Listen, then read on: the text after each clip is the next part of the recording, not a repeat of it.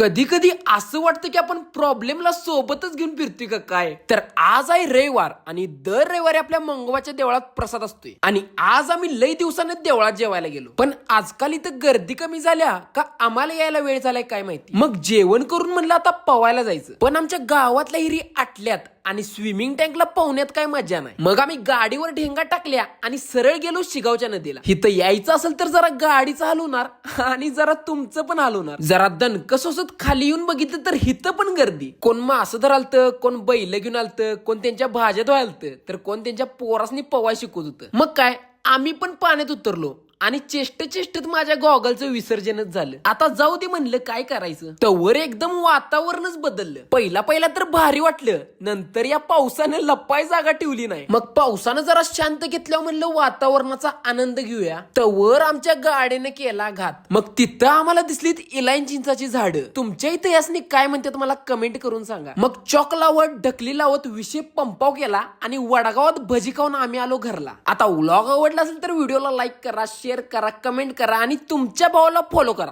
चला आत्ता काय निवांतच.